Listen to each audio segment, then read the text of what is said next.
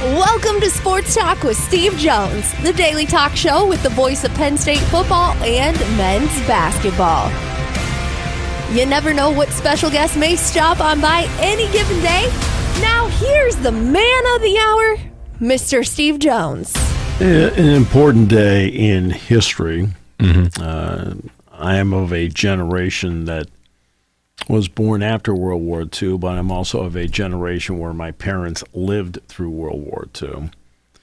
And the number of times they talked about the uncertainty, the fear of that time. And when you have thousands of people storm a beach that wake up that morning and don't know if they're going to live or die, and they do it for an exponentially higher purpose. And some made it. Some are buried in a cemetery there, some with white crosses, others with Star of David in the cemeteries of Normandy. Meanwhile, the German cemetery in Normandy is mostly granite blocks in the ground, but the American and Allied cemeteries are all white crosses and Stars of David. But you wake up that morning and you don't know if you're going to live or die. You don't know it. And you probably don't know why you were so fortunate to get through the day in a hail of bombs, bullets, any kind of gunfire. And we can talk about the brilliance of generals, but there's a reality. The reality is the person on the ground. Right? The general's not taking the fire. The person on the ground is, and the person on the ground has to improvise when things go wrong, and things went wrong that day. All the great planning, things go wrong. And they saved a continent. They saved the world. And we have what we have today because of what they did.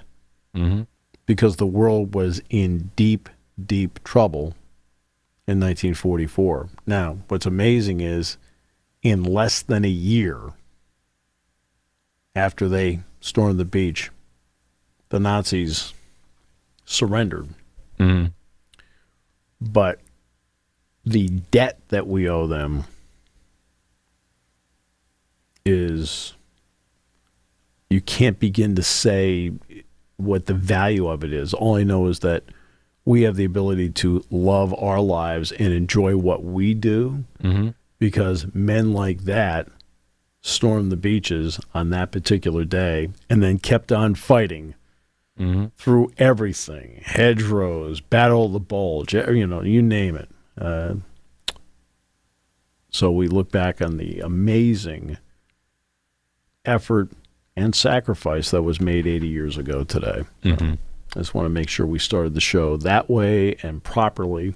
And now we can talk soccer now if you want. Well, before we talk soccer, let's talk about the major story that broke this morning. I was sitting there about Danny Hurley getting in the gym, having a workout. I look at my phone. All of a sudden, it's a Woj bomb. The Lakers are targeting Danny Hurley as their next franchise's head coach. They're preparing a massive long-term contract offer to bring the two-time champion from UConn over to LA. And this seemingly came out of nowhere. His name had not been brought up in anything. It's kind of been reported as it's JJ Redick's job. And all of a sudden, Woj and Shams are like, yeah, they've been wanting him the entire time. They've just been smoke screening. And it makes sense. And JJ was a good person to smoke screen with because there was a lot of discussion about him and you could kind of take the focus off of whoever else you talked to. But this is major. Apparently there is a discussion going on right now and offers are being made. So discussions are happening over the next few days. LeBron has been open about how he's enjoyed watching Dan Hurley's teams. On a post he made during the NCAA tournament, he said he's so blank good, along with his staff, super creative with their offense. Love it. And so part of the allure is that he can help build this roster up, and also he's really good at talent and like development. So this has only sparked the idea of, are they going to try and trade a few players to get more draft picks to build up their roster? Could one of them be Bronny? I'm not even going to talk about that right now. It's not worth discussing. But they have young players like Austin Reeves, Max Christie, Rui Hachimura, who could help get better via Dan Hurley. So it's an interesting discussion and topic that came up this morning, seemingly out of nowhere for a lot of fans of the sport. Well, you didn't touch on the two big reasons why, to be honest with you. Number one is money. Shocking. Yes. Number two, what doesn't he have to do? What doesn't he have to do? Doesn't have to sit down and talk to people about NIL over and over again. Why do you think Jeff Hafley left? Yeah. To become the defensive coordinator of the Green Bay Packers. He didn't want to be a part of that anymore. He just didn't. And that's a big part of this for college coaches. I mean, this settlement comes down. All right. And the settlement is going to start out at about $22 million per year. And big chunk of change. And probably in 10 years, it might be $30 million. And remember, this goes to 22% of what you're doing here. But there's nothing in the agreement about the ability to scale back NIL, which means donations are still needed. For example, there was an event tonight in northeastern Pennsylvania. I think it's Pittston, West Pittston, something like that, where Mike Rhodes and James Franklin and several athletes will be there for a major NIL event. Mike also is going to the West Shore Country Club outside of Harrisburg to same thing, another NIL event. And that's what they're doing in the off season. Now, do you think the two of them would rather be breaking down game tape? You think the two of them would rather be sitting there saying, you know what, we didn't play UCLA, USC, and Washington last year. I think I need to sit down and take a look at game tape. Same thing for Mike. Yeah. Mike's sitting there and he's saying, you know what, didn't play Washington, Oregon, USC, UCLA. They're all on the schedule for the upcoming year. Got to take a look at it. Yeah. All right. Instead, it is still a critical component of what you have. The story out of Ohio State is basically this. Ohio State, they believe when all the addition and subtraction is done that they spent $12 million on portal players. Okay? It's a lot of money. They didn't get 100 of them. Okay? They got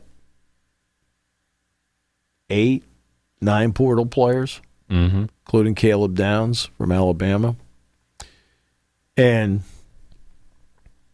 that's, at the moment, where the ball game is. The thought process and the hope had been that the settlement would take part of that off the plate. They're going to have to now negotiate it. And the sooner they negotiate it, the better. Go in with a plan. What are the parameters and what they're going to be?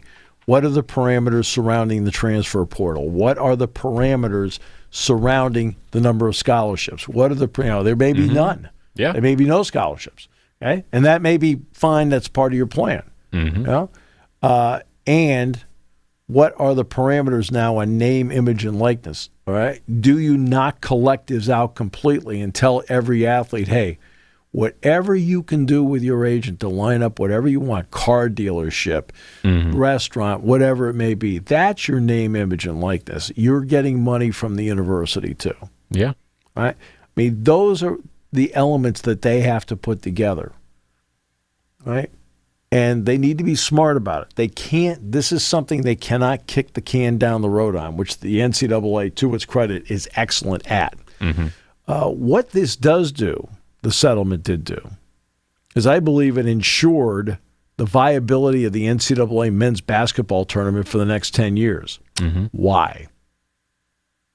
because part of the money that is going to the settlement, especially to the past players, is coming out of the NCAA tournament number. Yeah. Which means you have to have it. Which as a school, you need to have the cut, which is going to go from $770 million up to $1.1 billion before it's all said and done. I'm talking about the money schools are getting. Yes. There's going to be a percentage taken out that has to go to the past player settlement.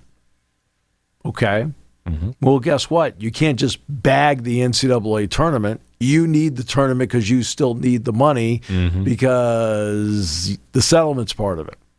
So the NCAA men's basketball tournament, the viability of it actually got more important for the next 10 years. Yes. You don't think I think, do you? No, I do think you think. And we got here via Dan Hurley. And well, Dan, with Dan Hurley, the bottom line is, right, what does he get?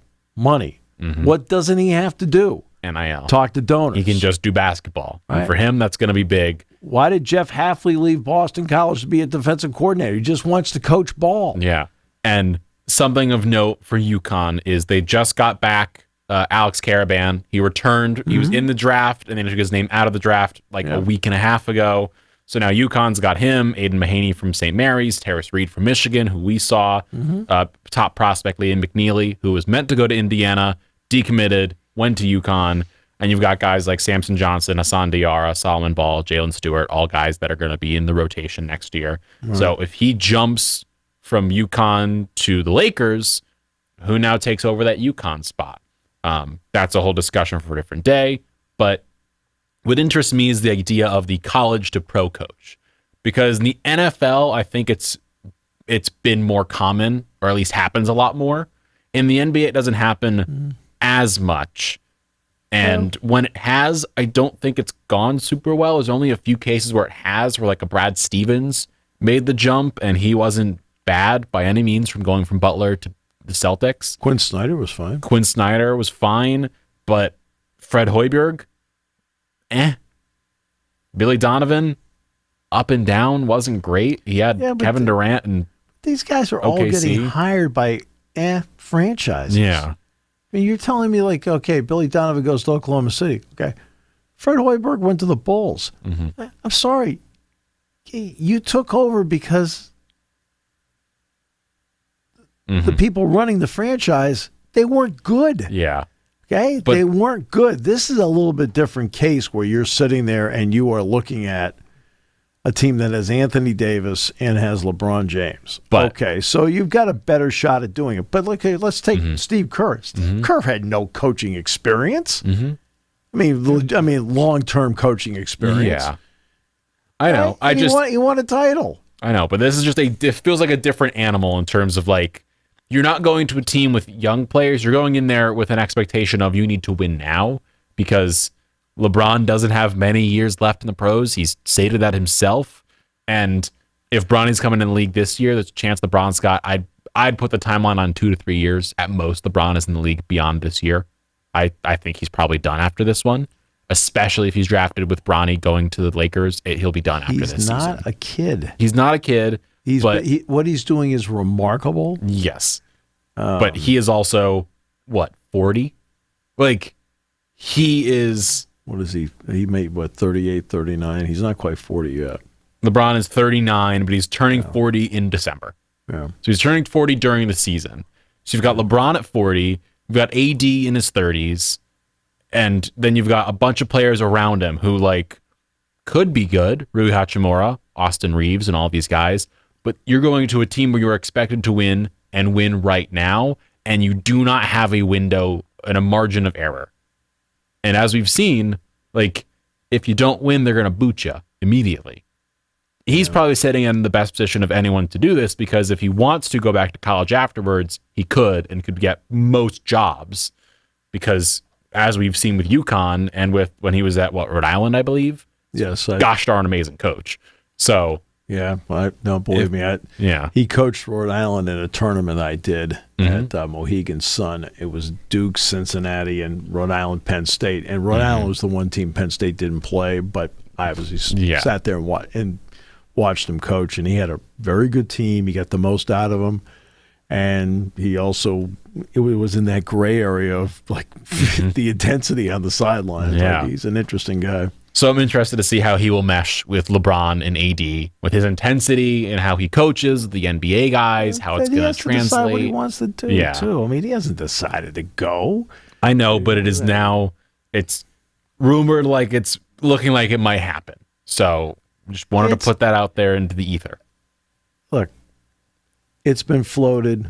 Let's just see. I don't, nobody knows. I mean, he has to make a decision. A big decision. And it's his decision. It's not Shams and Woj's decision. I know. Where, Woj got it from, let's pretend he actually broke it. He gets called. Yes. I already told you that story, didn't I? Yeah. About the Philadelphia paper. They got the story. Could you wait till Woj gets it? No. Nope. Wrong. Yeah. So outside of the NBA sphere, where would you like to go next? There's a lot of places we can go to. We can talk soccer here. We can also talk Shohei Ohtani, Paul Skeens. It's a pretty interesting matchup yesterday. Well, I could care less about the matchup. That's irrelevant. It's the total game with which he pitched. He pitched, in fact, you look at the entire staff that they threw out there yesterday, and they took care of the Dodgers.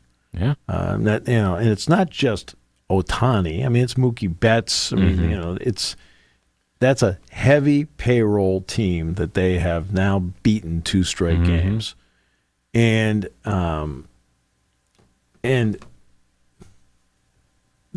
Skeens, to his credit, has been, I think, to this point, everything they could have asked him to be. Power pitcher. Can mix in some other pitches. Power pitcher. Draws bigger crowds when he's there. I think they had 28,000 there last night to see the game. It helped that, even though it wasn't a save situation, Bednar came in, and Bednar is starting to pitch a lot better out of the bullpen. The Pirates pitchers threw a lot of pitches over 100 last night. Aroldis Chapman was throwing heat as he has been. I think the highest number of 100-mile-per-hour pitches in a game was 21, I think, by the Tampa Bay Rays staff, and the Pirates threw 28 last night. Yeah. Not bad. And that's just a stat. Pitching is more than like I threw 105. I mean, Chapman has thrown 100 forever, and guess what? He throws 100 straight. Yeah. Okay, that's why he's not the most dominant reliever in the history of Major League Baseball, because 2016, in the prime of his career, he threw 41 pitches in the ninth inning against Cleveland. And they were all fastballs. He didn't mix a single breaking ball in. Right? And the Indians kept getting, at that point they were called the Indians, kept getting players on base play, because guess what? Major league hitters can hit a straight pitch. Yeah. And as soon as you see that pitch once, your body gets used to it. And after 2 pitches, you're like, okay, I know what I'm looking at here. That's why they're remarkable. The timing of it. They were able to time it out. So, I mean, because they spend a lot of time on the Pirate broadcast, to me, delving into like things that are like, okay, that's like sidebar interesting. Okay? Number of pitches is sidebar interesting. Okay. All right. O'Neal Cruz hit a home run a couple of weeks ago where all they kept talking about was the apex of the ball, how high he hit it. Oh, my God. And the thing barely crawled 2 rows into the seats. The bottom line is it's a home run. I mean, I was at Fenway Park one day, and David Ortiz lined a shot into the bullpen that probably only went about 15 or 20 feet off the ground. Right? Who cares about the apex? It's like one of my favorite. This tells you how off the rails some broadcasts have become. That would only be a home run in 7 of the 30 ballparks. Who cares? It's a home run in this one. Doesn't matter. What does it? I don't care. We're not playing at Coors Field. I don't care. The only time I'm concerned about it is when the playoffs roll around, like we saw with in the college. I don't care when the playoffs roll around. But my point is, the only time you should be discussing it is when you're in, like, what we saw with the Big Ten tournament. All these guys are hitting these balls to deep right field, but it's just short because the fence at Charles Schwab is gigantic. Right. Like, that's the only time you bring it up is, like... The size of the ballpark comes into play because you can't get the ball out of there. I got it. Yeah. But, like, okay, we've got to get... When I talk to my class and they get to the baseball part of it, I said, do the game. So you'd be shocked at all the things you can talk about in the game. The positioning of players, okay, the pitch count, the sequencing of pitches, how big is the lead off of first by the runner. Right? These are all things you don't hear anymore. Yeah. Because they want to tell you about the apex. And now, the spin rate. Spin rate. I mean, I could care less about the guy's spin rate. Is he getting strikes? Is he getting ahead of the hitter? Is he missing his pitches? That's what I want to know. I want to know, how is he actually pitching? I could care less about spin rate. Now, is a nice sidebar, there's a home run hit, the exit velocity of the ball. Wow, I tell you, really tagged that one. It was 107 miles. That's a sidebar. Or he hit it 485 feet. That's an interesting thing to note. It's an interesting thing to note, how far the guy hit it. Yeah. Okay, right? That's memorable, right? Oh, the apex of that ball. Well, I mean, I'm sorry. I mean, I've seen infield flies that had a greater apex, and they were, they were hit so high they were burning up on reentry, right? I mean, I know. We got to get away from the absurdity of it, right? And the Pirates, I know they're trying to promote something. They're desperate to promote something. I got it, right? So Cruz hits one where the apex is 162. Okay, got it.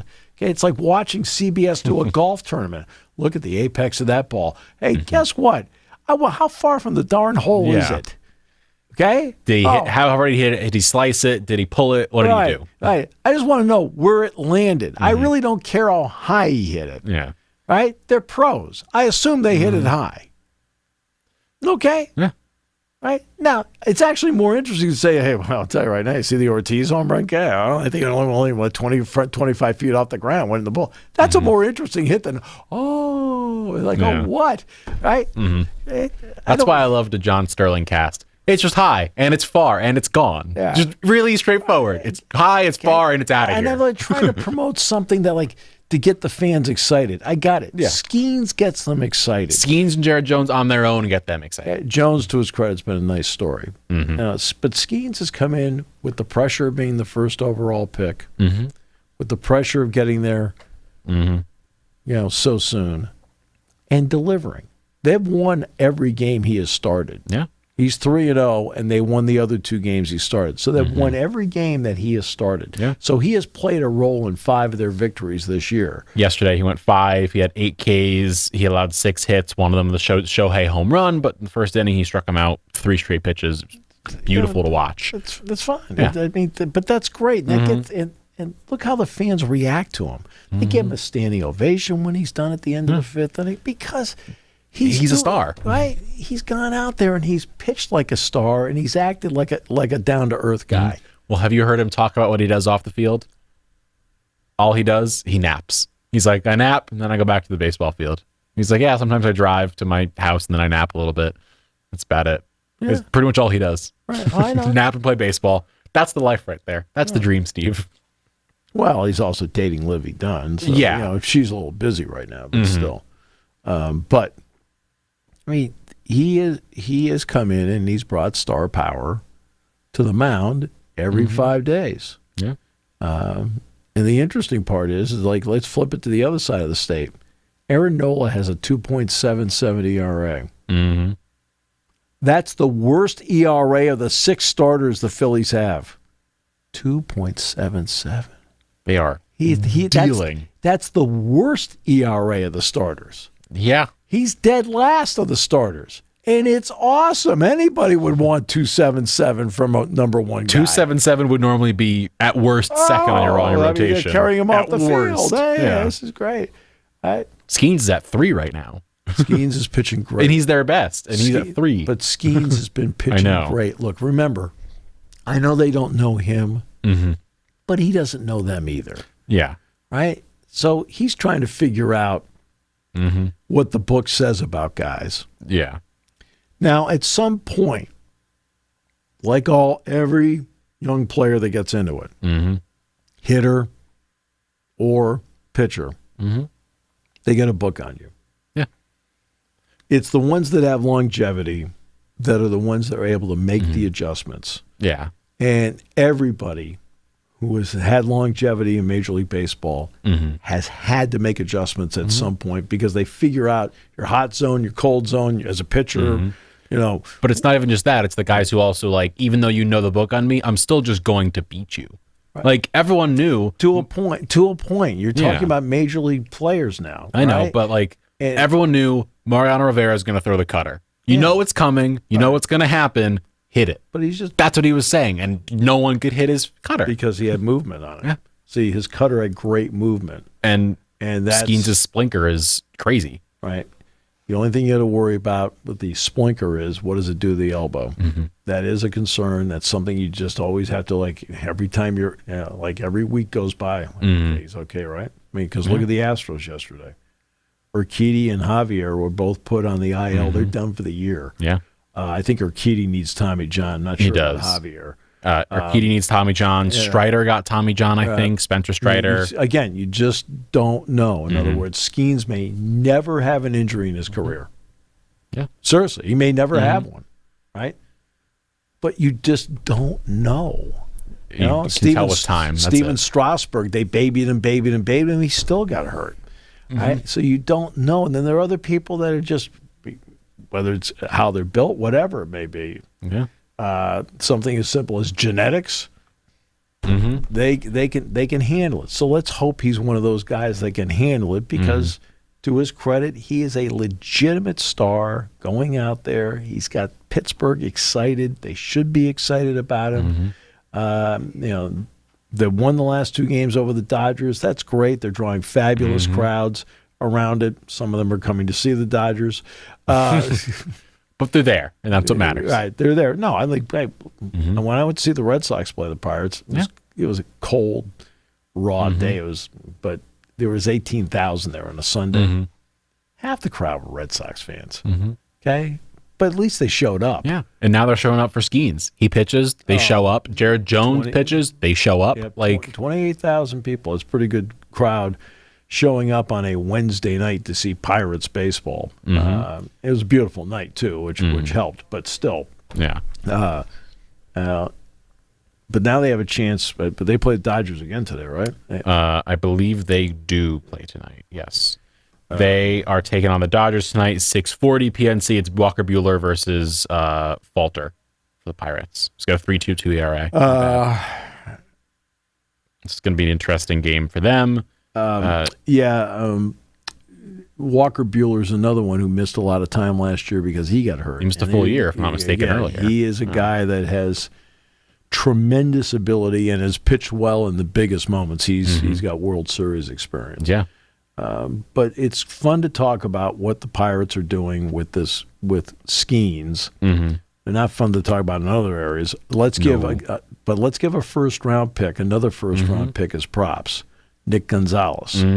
Nick Gonzalez, whom he's mashing right now. By the way, when they drafted him, I praised it, right? Because they went through that draft and they had 2 first round picks. The other one was a pitcher.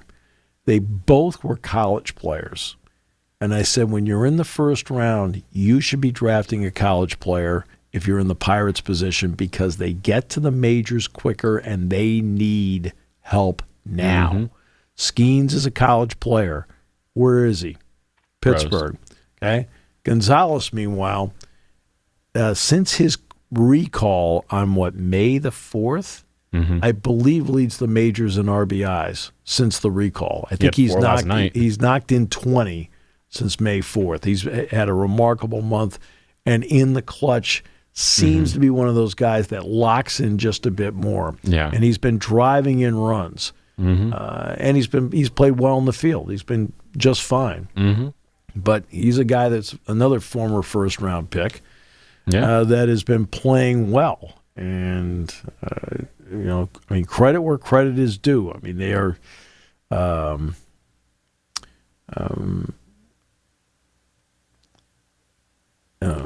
They're drafting well. They're getting guys. They're drafting well. Look, they have to draft well in the first round because guess what? They're drafting way up in the first round. Yeah, they're in the first round, so you should draft well. But no, you're drafting look, the Pirates have been drafting in the top 5, for God's sakes. There's a reason for that. Yes. And are they better now? Yeah. I will say this. I will give Derek Shelton credit. I'm still not quite sure how great a manager he is, only because you need to see him in the moments where it's big. When the lights are on, how does he do? Right. But last night he managed that game with the idea of we need to win it. Mm-hmm. And okay. They did. Well, they won it. And I give him credit. He utilized his bullpen in such a way where he won it. Mm-hmm. Now, he can't help the team around him. He didn't build the team around him. But he's never, no offense. Mm-hmm. Now, I realize there's internal pressure every day as to how you need to manage situations and games and seasons and so forth. But he's never managed a game in August where you sit there and go, well, this keeps us in playoff contention. Mm-hmm. Right? He's never managed a game where, hey, if you win today, you move on, you lose, you're eliminated. Mm-hmm. He's never had to put a batting order together for a playoff game. Yeah. Right? And I think Clint Hurley was a very good manager for the Pirates. Mm-hmm. Very good manager. But the playoff game against the Cubs, hey, you could tell who had been there before and who hadn't. Mm-hmm. I've told this story a million times because the batting order comes out during the day. I'm doing the show. This is when the show was, 1 to 3 or whatever. So it's that time of the afternoon. I get the batting order. I looked at it. And the Cubs had Schwarber in the lineup in right field. Mm-hmm. Okay. You put playoff game. Do or die game. Mm-hmm. You always put out your best offensive players first. Yeah. You can mix your defensive players in later once you've got the lead. Mm-hmm. But you put your best offensive guys out. And Hurley put out a defensive lineup. And I looked at it and went, I even said in the show, they have no chance tonight. Yeah. Oh, no, no. I said, no, you don't understand. Mm-hmm. Right? One guy seems to get it, right? Yes. And the other guy doesn't. Mm-hmm. But Walker Buehler, look, he has struggled a bit still in his comeback trail. He's given up more hits than innings pitched to this point. He's got a 3-to-1 strikeout to walk ratio. That's very good. Bailey Falter's been fine. I mean, he's eaten up a lot of innings, 64 of them so far, 3-2, 3.22 ERA. Mm-hmm. So it's the Ohtani kid appears to be having a decent year. Who? 15 home runs, 40 knocked in. Not bad. But who's has more home runs than him this season, Steve? Do you have any idea? Him? What MLB players have more home runs than him right now? Or might be first in the league, possibly? I would think Aaron Judge is going to be up there. Yeah. 21. Yeah, Judge has been rolling along lately. He's been playing well. He has been hot. Yeah. So, not bad. Yeah, I mean, not bad. By the way, 2 Cleveland Guardians are top 10 in home runs this season, both Ramirez and Naylor. It's a race between them and the Yankees. Ramirez never played here. Naylor did. Naylor played several games, several games at Midler Field, Lebrano Park. Ohtani didn't, just so you know. Sadly. Did Juan Soto play any games here? No. No. No. All right, then you've got this story.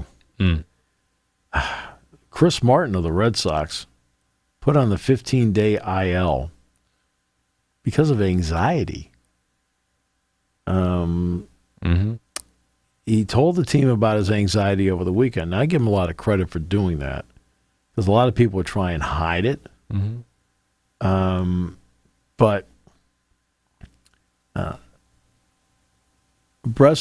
Craig Breslow is the general manager of the Red Sox. He's a former major league pitcher himself, so he gets it. Yeah. And this is something that never would have come up before. And Martin is a guy that has pitched 345 games in his career. And he's been with some of the more high leverage organizations in baseball. He's been with the Yankees, the Dodgers, the Red Sox, the Cubs, the Texas Rangers, the Braves. He also has pitched for the Colorado Rockies. I don't know what they. Right, they're there. But I'm glad to see that he had the guts to tell them, and that the organization had the ability to look at him and go, I get it. I hope he's able to get yes. help. He's able to feel better understand what's going on. Just with him feel better about it. Celtics and Mavericks start tonight, game 1. Yes, they do. And Porzingis is expected to play. Yep. It'll be interesting to see whether they start him or they bring him off the bench. Sometimes you're better off starting the player just to get him out there and get him loose instead of having him go through warm-up and then sit. And it is going to be interesting to see how the Celtics align on defense. Well, that is the place of note. Drew Holiday gets Kyrie Irving, so that part's done. Yes, Drew Holiday's going to get. It depends on now how they want to handle Luka Doncic. But part of the problem they're going to have is how do they align and where do they put Porzingis? That is kind of the big point, is because where do they put him, and also how is he movement wise? It's been 6 weeks he's been out. That's probably why you put him on Derek Lively. You probably put him on Lively, but Lively's going to be in that pick and roll. He's going to be moving around a lot. It's fine. And can he move around like that? And also, if you put him on, say, a guy in the corner, Derek Jones, can he get out to the corner but also defend the rim, which is where they kind of need him to be?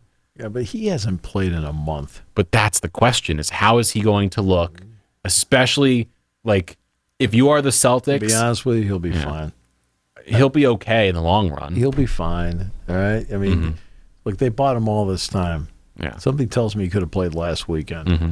All right? I mean, he'll go out there. He'll play at least 25 minutes tonight. And that's fine. The whole point for the whole key is going to be can Dallas, which is excellent in isolation defense, and the Celtics, who are excellent at isolation offense, which one works? Right? And the bottom line is hitting shots. Yeah. The bottom line is hitting shots. That's where Drew Holiday being on Kyrie Irving. Irving is going to hit his fair share of shots. Yeah. Holiday should have the ability, though, to shut down his fair share of shots, too, because he is a terrific defender. And he didn't make the big mistake like the kid out at Minnesota, Edwards, did, where Edwards was like, hey, laughing about it, and then Irving went out and torched him for 5 games. So, I mean, that's a guy who's a champion, who's been around the block and understands how hard it is, versus somebody who is in this position for the first time and doesn't know how hard it is. All right? And, Holiday is like, okay, it's going to take a total team effort, which is right, to handle it. But P.J. Washington's been good for them. Doncic has been unbelievable in the playoffs. Just, I mean, a cut above everybody else.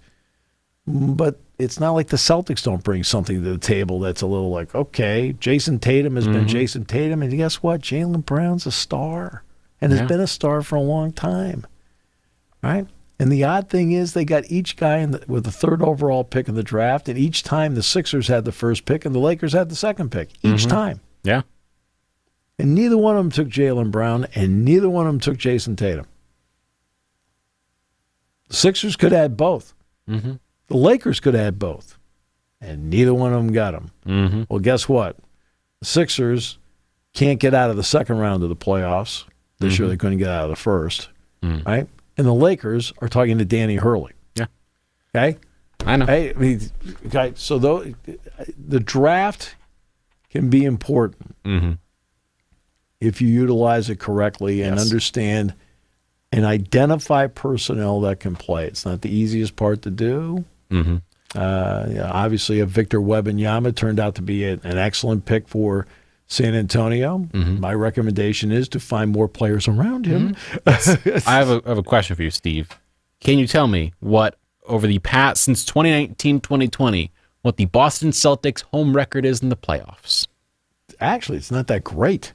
It is 21-20. Yeah, it's not that great. Which is wild considering the fact that they've probably been home teams for most of those playoff runs, 21-20, and that includes losing to the Warriors.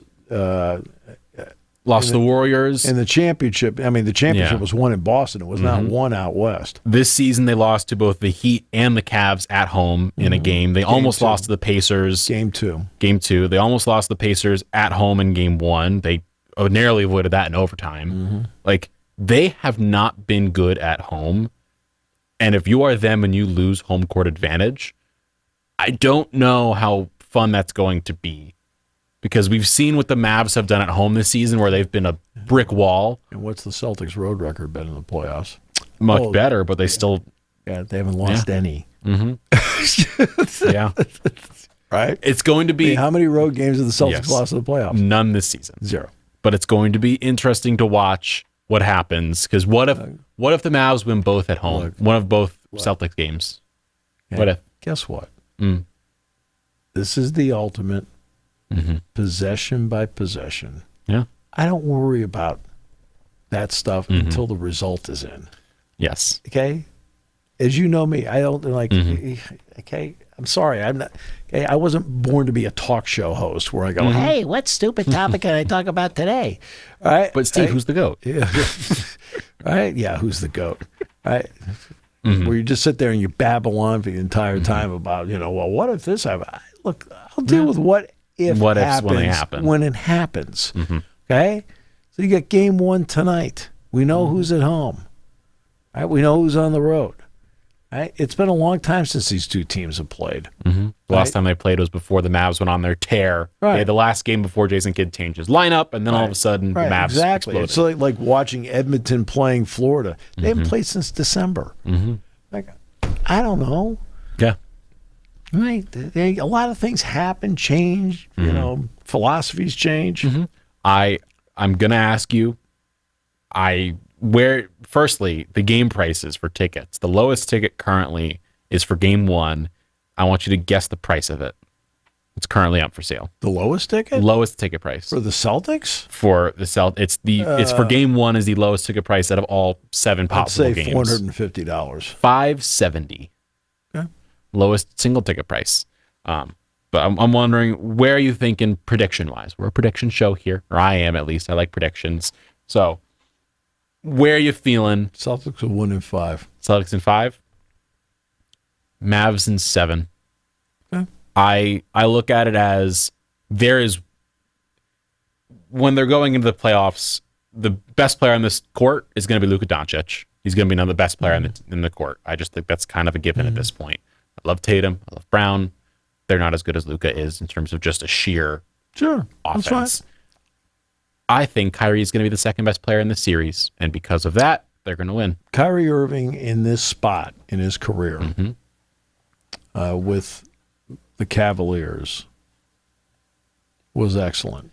In fact, I believe that the year the Warriors beat the Cavaliers, if Kyrie Irving does not get hurt, I think there's a strong possibility that the result of that series would have been changed too. Well, didn't he get hurt and then Kevin Love had his shoulder pulled out, if I'm not mistaken? Yeah, it was a double whammy. But Irving was really playing the first game, you're like, holy mackerel, they cannot stop this guy. He's playing great.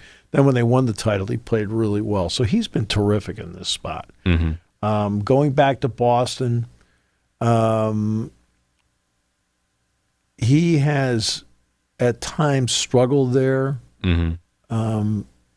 because, look, he handled it all wrong when he was there. He handled it wrong. And I'm not going to get into who told me this, right? But somebody that's in the organization, I'll leave it at that. And no, it's not Brad. It's not Brad Stevens. Okay, so but somebody who was in the organization at the time said he's a cancer.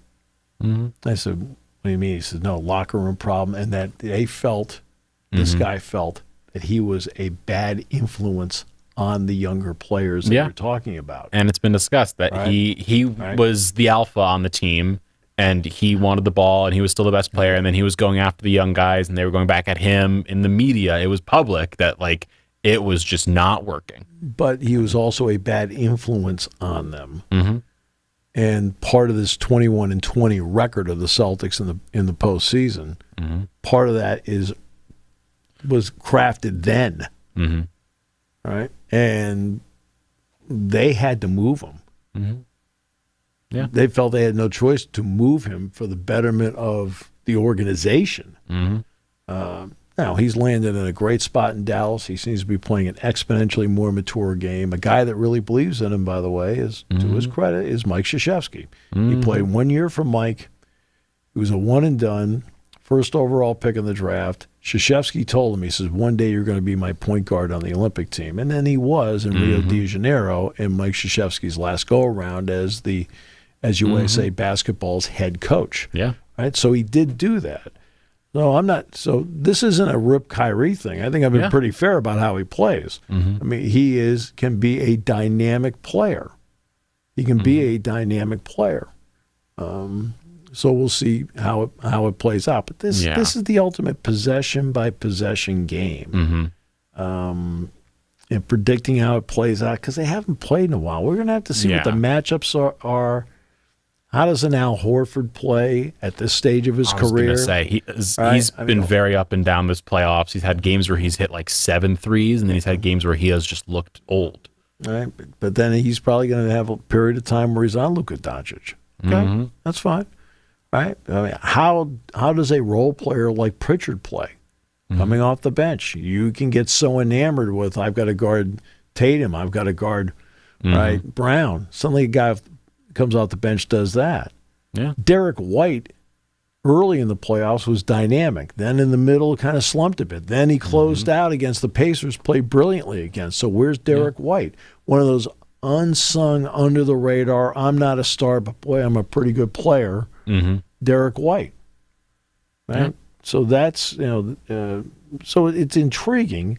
It's an intriguing matchup for just a load of reasons. Look, the NBA and the NHL both needed something. The NHL only got half of what they needed. They did not get the New York Rangers in. Yeah. That is nothing against the Florida Panthers, who are the better team. I mean, the Florida Panthers spent 40 minutes of, if this were boxing, it would have been, if this were boxing, the Florida Panthers spend the first 8 rounds working the body, and then in rounds 9 through 12, they start going to the head. It would have been Panthers, just straight down the line. Okay, right. That's how they. That's how they play. They wear you down, and that's why they're number 1 in the NHL in goal differential in the third period in the regular season, and they're number 1 in the Stanley Cup playoffs in third period goal differential. Okay, that's the way they are. Yeah. Okay, so they're the better team than the Rangers, but the Florida Panthers do not move the needle, even though they were in the Stanley Cup final last year. Connor McDavid does. He's a star. Okay? But now people are going to get a chance to watch him. Leon Draisaitl's a terrific player. Bouchard's a terrific defenseman. All right? But Connor McDavid plays for Edmonton. So a lot of what he does is rumored. Right? It's like the deal with Ohtani, what it has been with the Angels. Right. It was like he just plays out west, no one sees him, and then all of a sudden, with the Dodgers. Nobody sees him play with the Dodgers. When do you see him play? I don't see him play. Mike Trout, I don't see him play. Oh, analytics says this, and this. I go, I don't know. I don't get a chance to watch him. I'm usually asleep. Right? Well, now everybody's going to get a chance to see a guy that a lot of people are excited about, McDavid. So they get half of what they needed. Yeah, I'd say the NBA got. I think they got both of what they needed. For the most part, yeah. But getting the Celtics out there, that's the national brand they needed. Dallas is not a national brand. But they have the star power. But Doncic is an intriguing player who's played really well. Irving is a player everybody knows. And the Celtics are the brand that they know. And also, I know the NBA is trying to really push that Europe thing, and there is no bigger European star than Luka Doncic. He is number 1. He is 1A. I don't think people care about. I know, but the fact that they now then get to have all of this extra. This has been a part of the NBA that has not helped them. Okay, in terms of the casual fan. Yeah. Okay. And Wembanyama is a terrific player. Doncic is unbelievable. Right. We can go through all the guys from Europe that play. Porzingis obviously is a terrific player. But what makes the NFL so intriguing is that you watched Saquon Barkley for 3 years, and he became a star. You watched Micah Parsons for a couple of years. He's a star, right? Yeah. You end up seeing players play college football where they achieve a level of name recognition that makes a difference. What's helping the WNBA right now? What's helping them is Caitlin Clark, and what she's done the last 2 years has given name recognition. Right now, you're not getting enough from college basketball and name recognition because of the NBA rules. Yeah. You're not getting stars out of college basketball right now. The first overall pick in the draft for the second straight year is going to be from France. Right? Well, nobody knows who these people are. Right? Like everything, Wemby. Okay, fine. Well, I saw Wemby play twice this year, and in like both games I watched, he was okay. He wasn't great. Like, okay. Now, I know statistically he had a phenomenal year. But they also at one point had a record of 8-32. So, like, okay. Hey, what's happening now is the NBA is trying to make stars, but in a lot of ways they're starting from scratch. Jason Tatum was a star when he came out of college. Yeah. It was only 1 year, but he was a star, right? The kid down in New Orleans, Zion Williamson, was a star when he came out, right? But in the stars of college basketball, for example, Armando Bacot is not an NBA player. No. Okay? Zach Edey will probably be, and again, I went from going, I've said for 3 years he was not going to get drafted or would be drafted in the second round. Now it looks like he's going to be a first-round pick. Look, hey, look, when I don't get it right, I say it. But he's not a star. Right? He's not going to be a star in the NBA. He'll be intriguing because he's different than everybody else. Yeah. Right? Like, okay, let's see how this works. You know, maybe he'll be the one that brings the big man back to the game in a more traditional sense. Because Doncic is a big man and he's not traditional in any way, shape, or form. You know what part of the problem is? But they are, because they're so international right now, the casual fan doesn't know when the draft comes up. Who are these people? Yeah. Okay, the biggest name in the draft is Bronny James. He's not the best player. He's not the best player. Sorry, Dad. He's not. Okay? Right? And I'm not here ripping your kid in any way, shape, or form. I'm not. But I watched him play at USC this year like 3 or 4 times, and every game I watched, he was a nondescript player. Okay? Yeah. But he's the biggest name in the draft. Okay? LaMelo Ball, for example, has come in and has been great with Charlotte. He's been great.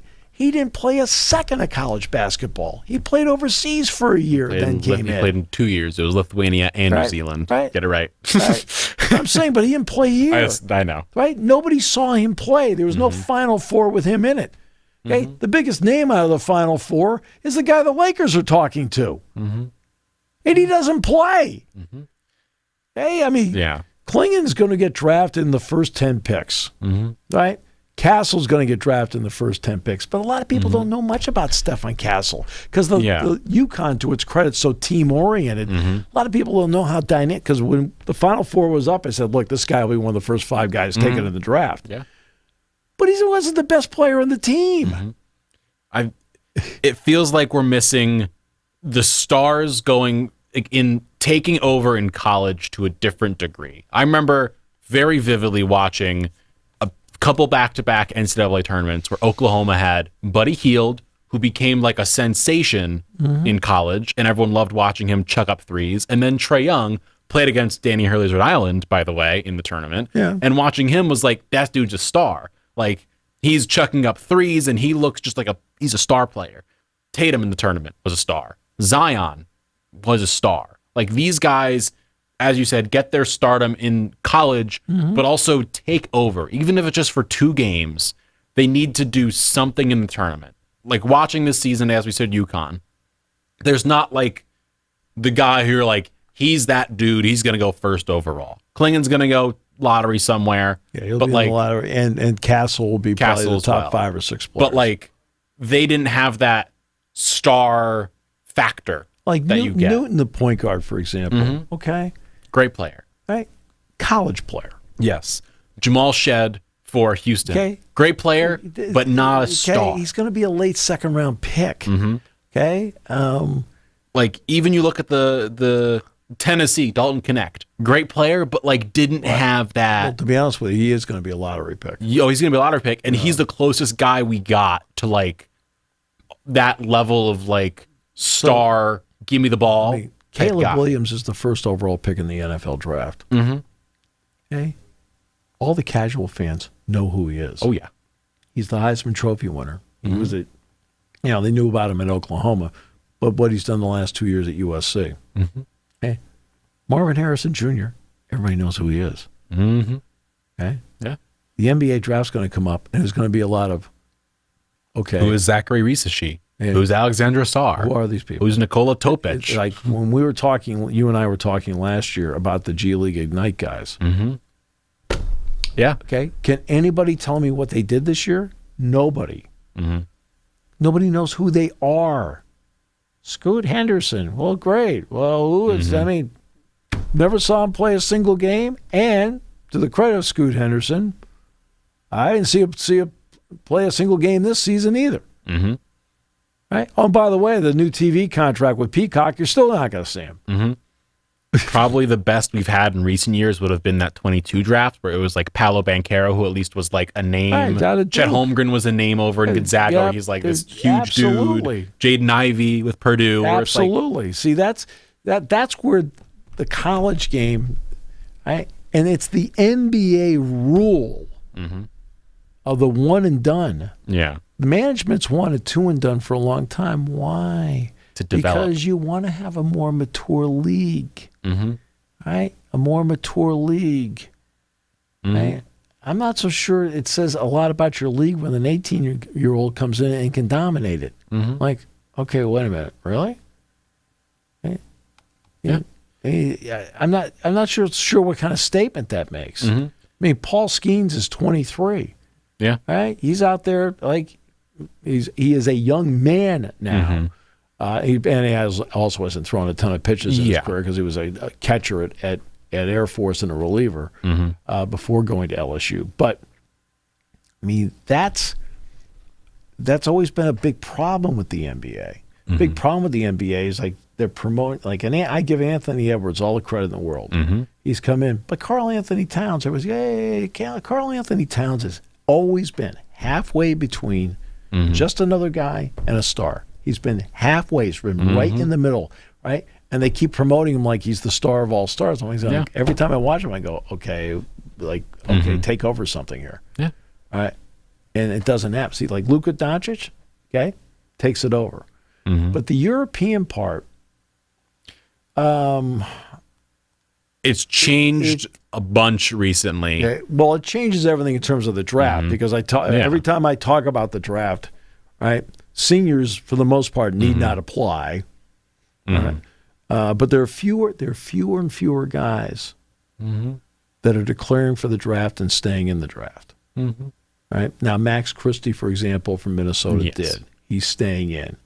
Edie could have come back for one more year, but he's made the right choice. He's going to stay in the draft. Caravan, I think, made the right choice going back. But then there's Coleman Hawkins. Look what Coleman Hawkins did. Hawkins is a guy that I think can actually be a role player in the NBA because he is pretty good outside shot, pretty good post guy, excellent passer. I mean, he'd fit in pretty well. I think he could fit in the league in a role. But he's coming back. And he's transferring, and he's going to take advantage of his NIL collective opportunity. That's what he's going to do.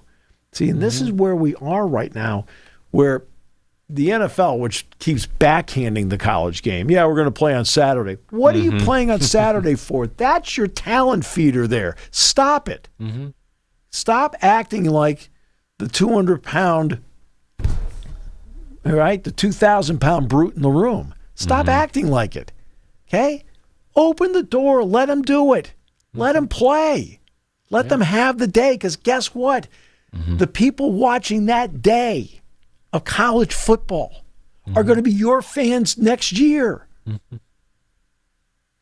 The NFL doesn't get it. They just think they can do whatever they darn well please whenever they please. Why are they playing on Saturday opposite the college football playoff? Why? Why did they put 2 games there? And one of them's the Steelers. Like, why? I think it's the Steelers and Ravens are playing that day. Why? I mean, I know you're trying to. You're trying because Houston's playing Kansas City and Baltimore's playing against the Steelers, and those are the 4 teams that are playing on Christmas. So in order for you to put 2 games on Netflix on Christmas, you had to play 2 games on Saturday because you can't play them on Sunday with Thursday Night Football. All right. But why? Why do you do that? Understand where your talent comes from and understand that you inherit the fan base that goes with the talent. Understand that. They don't get it. They just think they can do whatever they darn well please. The NBA, on the other hand, and this is the Players Association fault. It's not the organizations. The organizations always wanted 2 and 2 and 20. Yeah.